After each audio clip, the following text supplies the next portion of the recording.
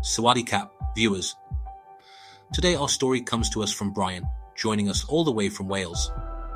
Bryan is here to share a deeply personal journey through the vibrant, often perplexing landscape of Asian nightlife and relationships. His narrative begins with his initial purely hedonistic pursuit of good times in Thailand, a quest he candidly calls his attempt to cure yellow fever. But as he moved beyond the well-trodden paths of places like Nana Plaza to more exclusive G clubs, his understanding of these interactions evolved. Bryan doesn't just recount his experiences. He distills them into a strategic guide, offering 10 specific tips for forging connections with high-tier entertainment girls without falling into the customer trap. It's a fascinating and pragmatic look at navigating a complex world where desire meets business, shared with the wisdom of years spent observing and participating. For years, I considered myself a Nana fan.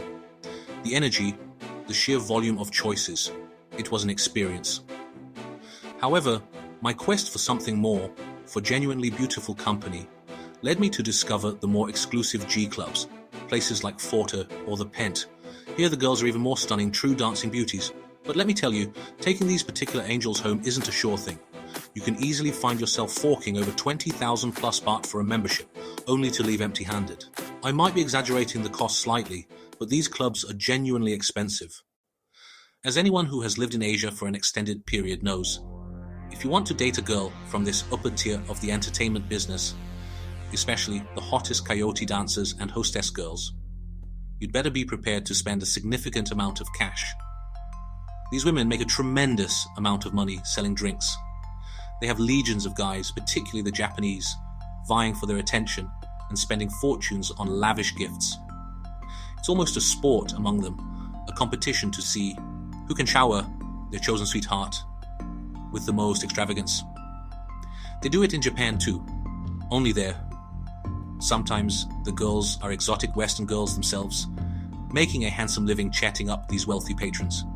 It can be incredibly difficult to cultivate anything resembling a normal relationship with such a girl without perpetually remaining a customer. But I have a friend, a shrewd, observant fellow, who has managed to date many of these women without paying huge sums and without possessing pop star looks. So, it is possible.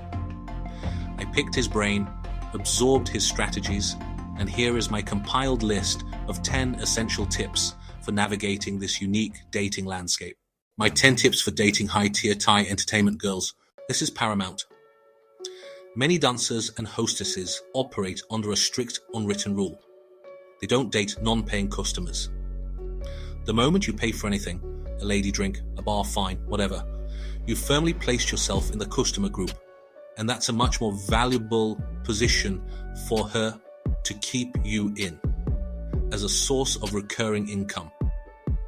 The key is to avoid this trap entirely. Instead of buying her individual drinks, always buy bottles of liquor. Let her pour from your bottle. This subtly shifts the dynamic. You're not paying for her drink, you're sharing your provision. It redefines the interaction from a transaction to a shared experience, however superficial. Timing is everything. Most girls in the entertainment business are acutely aware of their financial obligations. At the beginning of the month or at the very end of the month, debts and bills tend to pile up. During these periods, their focus has to be on making money, above all else. They'll be more aggressive in pushing drinks and less open to non-paying interactions. Stay away during these peak money-making days. The middle of the month, when some immediate pressures have eased, tends to be more fruitful for genuine conversation. This is a common mistake. The front row, or perv row as it's often called, is where the most overt, often crude customer interactions occur.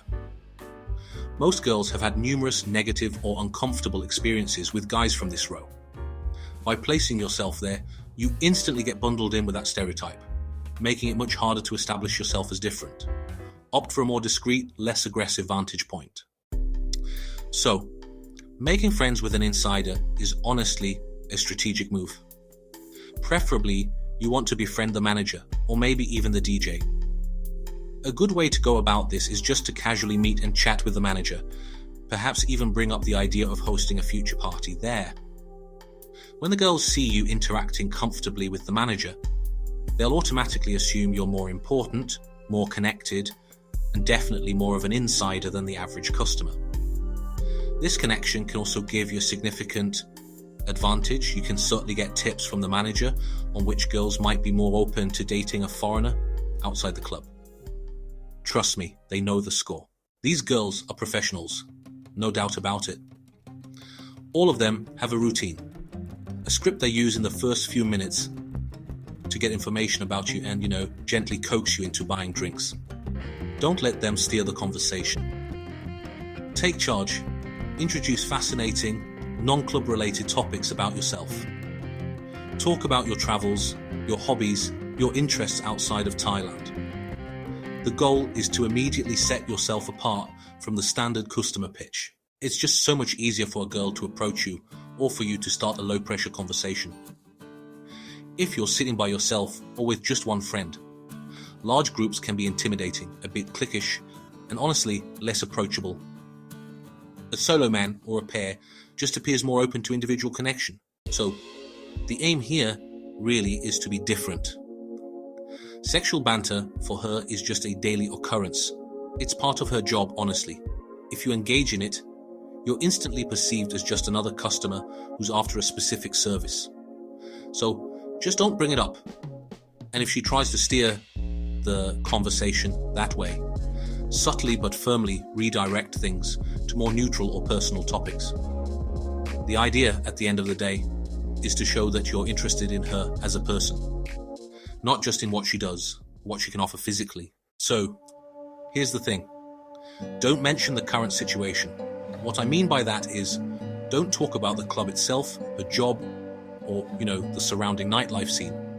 These are her working parameters, and honestly, discussing them just keeps her in work mode. Instead, really focus on conveying your unique personality and attracting her as an individual. Chat about her dreams, her life outside the club, maybe her family, if she brings it up naturally, of course. Otherwise, best to avoid it. The less you reference the transactional environment, the more likely she is to see you as someone beyond it. Now, be sure to let her know you can handle a girl like her. A lot of guys who try to date dancers or strippers get, incredibly jealous, possessive, and needy. They just can't handle the nature of the job or the attention these women receive. You absolutely must demonstrate that you are not one of those guys.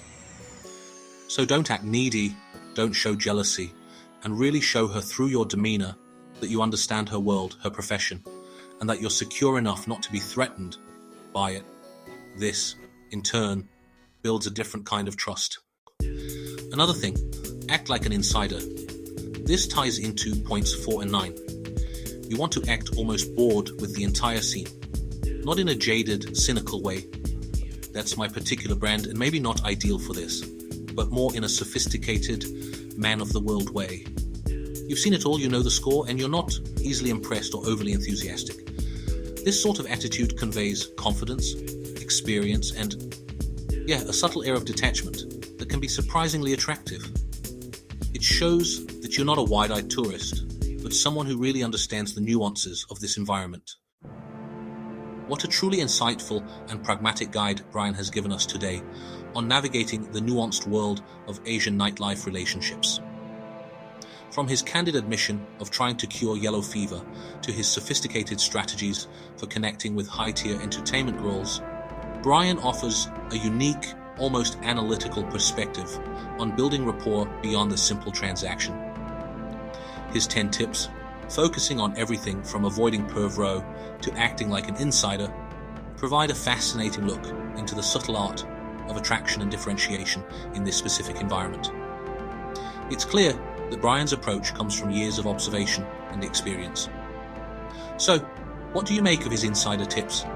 Do you think his strategies can truly lead to genuine connections, or are they just a more sophisticated way to navigate a transactional world? Share your thoughts and experiences in the comments below, and please remember to keep the discussion respectful. If Bryan's unique insights sparked your curiosity, please give this video a like. And for more unconventional perspectives, deep dives into expat life and discussions that explore the less talked about aspects of travel and relationships. Make sure to subscribe and hit that notification bell so you don't miss our next video. Thanks for watching.